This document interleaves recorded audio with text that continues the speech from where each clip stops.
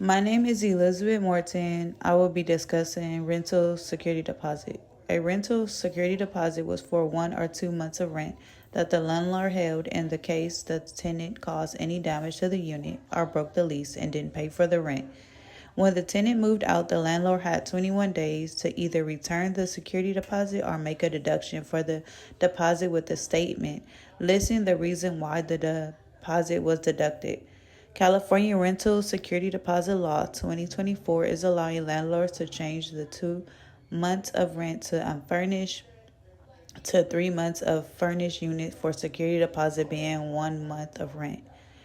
The purpose of the law starting July 1st, 2024, security deposit will be a maximum of 1 month rent to serve for furnished and unfurnished units, and within the 21 days, the security deposit must be returned back to the tenants.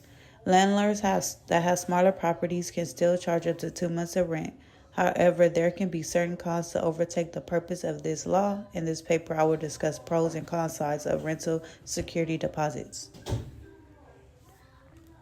My first pro argument is that tenants must get their security deposit back within 21 days with a statement of deduction for any wear and tear damages, unpaid rent, or cleaning to restore the property. If the landlord fails to do so, it can lead to punishment of tenant unfair practices.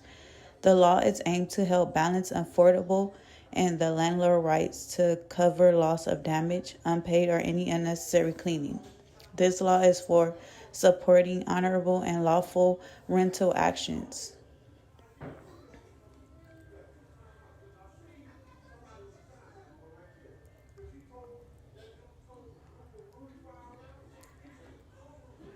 My second pro is that landlords can also start the process of eviction where the tenant is 3 days late. If the tenant does not sort out the notice, it can lead to an eviction lawsuit.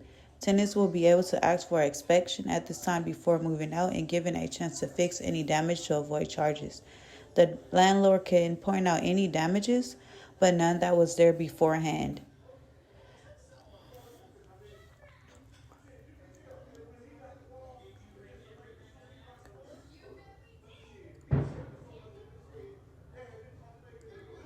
My first con argument is that this law will not affect small-owned landlords.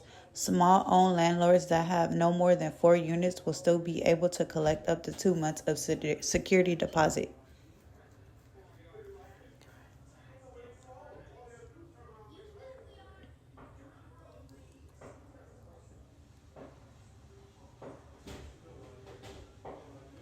My second con is that tenants with disabilities and have determined that the law of rent control can permit to pay the same amount of rent if they make a request to make a smaller unit in the same building due to disability mobility. This only applies if there are no elevators that work for the floor of the tenant unit. The tenant has to be current on their rent, and any security deposit connected with the rental will be handled accordingly to the agreement with the tenant. Smooth.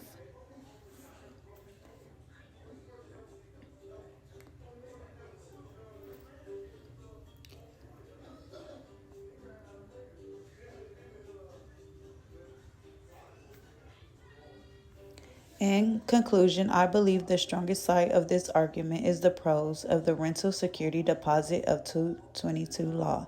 I have shown both the con and the pros and what they offer the tenants. The pro of this law gives tenants more of what the purpose of the law was made to do.